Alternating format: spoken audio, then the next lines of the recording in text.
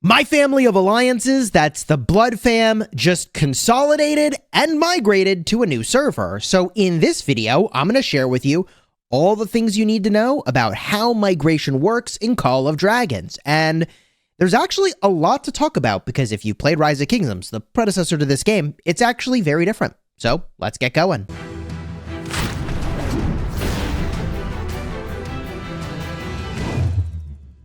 Hello my friends and welcome back. I'm Chisgule Gaming and today's video is sponsored by the makers of Call of Dragons. And much to our surprise, just over like 24 hours ago, we got a notification up over here. It's this little map with an X on it and an arrow saying, hey, migration's going to open up in less than 24 hours. And then here it was, the ability to migrate. So just to give you the basics of migration, your account is tied to a server and all of the players that are in that server with you.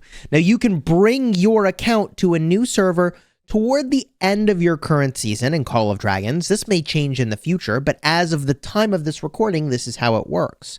And you bring your account to one of the other servers that you are not in. So, you know, we were in 32, we migrated over to 53.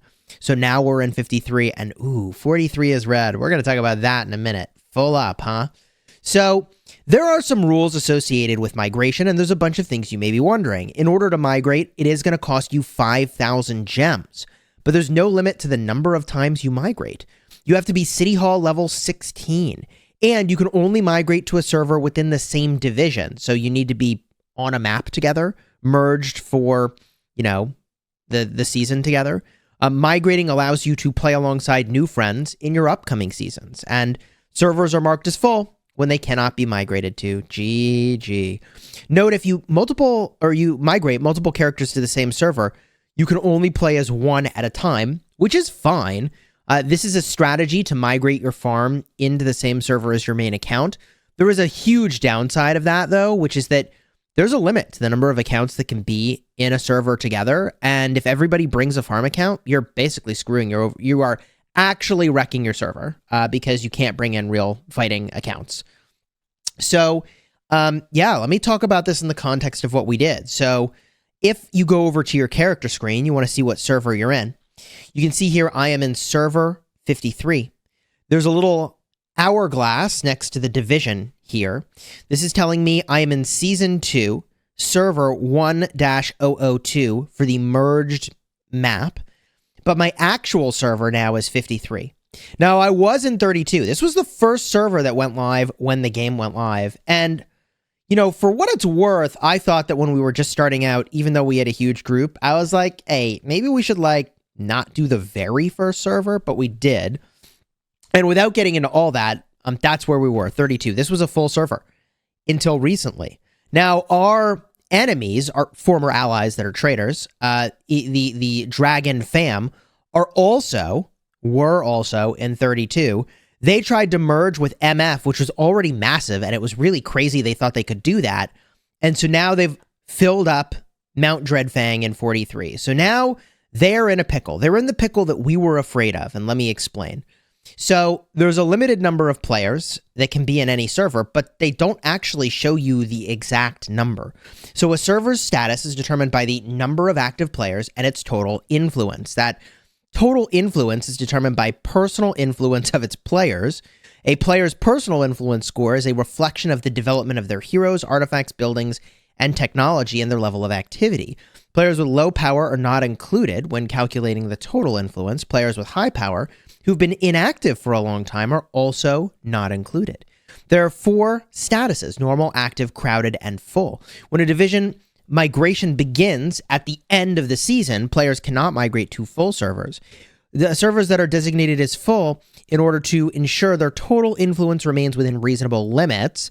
This also prevents servers from becoming excessively powerful, leading to situations where servers are overcrowded and potentially matchmaking imbalances in future seasons. Now, the weirdness here is that, like, it honestly doesn't matter if a server's overpowered for matchmaking purposes, because a server's not a unified entity. I want to emphasize that. A server is a random collection of players that happen to have played together in the past, but that does not mean they like each other, as evidenced by the fact that we were betrayed by the Dragon fam, which is unfortunate because we would have had the most powerful server in the game, hands down. But they decided that's not something they were interested in. So TLDR, the number of servers that are here is going to vary based on how many are merged with you for a season. And the reason I'm saying it actually doesn't matter if one server is full or not exactly is because, hey, look, just because a server's full doesn't mean everybody is allied there, right? So anyways, you can only play with people that are in your server division, as you see on the screen. And when you move into new seasons, it's with the people that are in your same server. So our strategy as the Blood fam was to merge up our most active players into one shell. And then we're going to move to 53. That's where we went. And it flipped to crowded. Let me tell you something. So when you actually go to migrate the day of, you see this screen here, you hit migrate, you pick the server, okay? You would hit select. In this case, they're full. So I'm not actually going to go there, but then you're going to hit the confirm button. Now, this server we chose to go to was green, and it flipped to yellow instantly, like within seconds of reset of migration opening, and then flipped orange seconds later. I had to smash confirm many times. I should have recorded this. But it would give me a 5-second cooldown to be like, nope, too many people migrating. Nope, too many people migrating. Nope, too many people migrating. And finally, I got in. It was like, it's very stressful because there's no displayed actual hard limit that players can manage to. So anyways, we had our successful migration into 53. We are there. There was a bunch of drama at the last minute. The Dragon fam was threatening to migrate to the same server as us to, I mean, I don't know. Just what words do you have for this kind of behavior? It's just really lame. So they just wanted to basically fight us for the rest of time, I guess. So they were going to hypothetically move to our server, but they, for whatever reason, decided they were going to merge with MF instead. So MF was already a very powerful entity. They really hard carried the Dragon fam, in my opinion, but that's neither here nor there. They're in for 43. So Dragon fam and 32 tried to go to 43. Now 43 is over full. So Dragon fam may have to migrate again, which brings me to the next thing, which is that you can migrate more than once. So you can migrate as many times as you want in this migration window, which is just, I think that's a fine thing, but the fact that you might need to because your group gets cut off is kind of weird. The other thing that's a little bit weird is if I want to see how their migration is going, right? Like, I have no way of knowing how well their migration is going because if you look at some other player's profile, right? If we look at the folks who betrayed us, okay, I don't want to mail them. No interest in that. But, like, I can't see what server they're in. So, like, they could be ghost stalking me. They could not be ghost stalking me wherever I go. Who knows? You don't know what server they're in at all. And, I don't know what you do with that. So, you can't actually see how your migration is going or how an enemy's migration is going until the season is over and, like, new people are in new places. This also creates a weirdness as the next season is starting when people try to balance the teams or recruit like crazy to imbalance the teams for the next season.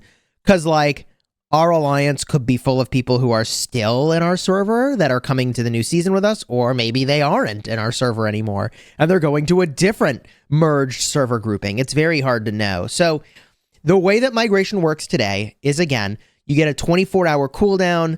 Maybe it'll be longer in the future. Then you can migrate to any of the servers that are in your division. That's the people that are on a map with you. And when you migrate, nothing changes. So you don't lose your CP potions. You don't lose anything. You don't need to worry about open resources like you do in Rise of Kingdoms where you lose those. You don't lose anything. You just have switched servers and it's totally incognito. Nobody knows that you've done it. It's a total mystery to anyone except to you. Or if you want to share it with people, then they know, hey, they migrated. Great. We honestly thought that it was possible that, you know, we were going to get like hate migrated. So, you know, there's two ways that we were afraid of that happening. One is they try to merge into the same server as us to fight us for the rest of time or whatever, which there were rumors they were planning to do that, but it doesn't look like that ever came to fruition. Then the other way to hate migrate would be to send farms and accounts you don't care about to a server just to ruin another group's migration, which literally at no moment in time has that been a thing that we've talked about actually doing. I just think that's super scummy and no one should be doing that. What would I like to see migration be? I think migration should be global. I think you should be able to play with whoever you want to play with. And I would like to see there be hard numbers that players can manage to so that they understand what they're doing. In Rise of Kingdoms, you have power numbers, so you actually know what you're managing to, and the migration is controlled to a server based on power. So in that world, you actually can, strictly speaking, manage your kingdom. Whereas here, you really can't. Like, who comes, who goes, there's really absolutely no management of that whatsoever, which, like, I would really love to see the game move in the direction of something very different. Instead of even needing to migrate at all, what if you joined an expedition team? And maybe it costs you gems to join an expedition team? I don't know. But maybe it costs gems to join a new one after your first expedition team. And the goal of an expedition team is that it's some number of players that queue up for a season together, where you're going on an expedition to explore a new world and go take down a dragon, obviously, right? So then you power balance the starting zones based on the strength of the expedition teams that have all queued up. And I think the power of your expedition team should be just like a public number. It's visible. You can see it. It's easy. We can figure that out, right? Like, already, we can figure out a power number for Roots of War. So whatever the matchmaking rating is, like, we know there's a rating. I'm not saying this is necessarily super accurate. I wouldn't know. I haven't seen, like, how accurate it is. I mean, I don't love that we have overall ranking 2 and they have overall ranking 31, right? So something funky is going on in this matchmaking. But, like, if you could get a matchmaking ranking for an expedition team, that's a group of players that all play together, the idea of a server just becomes completely irrelevant. It doesn't matter. It's not like, you know, you're doing anything in a server. But I covered that extensively in another video. What I would love to see come to the game is like a series of sort of improvements and things I would change. So if you want to see that vid, card will be in the end screen in just a second. I hope you'll check it out. We're really hyped that we got all our players into 53, feeling really good about that. And yeah, I mean, here's to future seasons, man. Future seasons and new folks to play against. Definitely looking forward to seeing some different faces. Until next time, you have fun smashing the kingdom.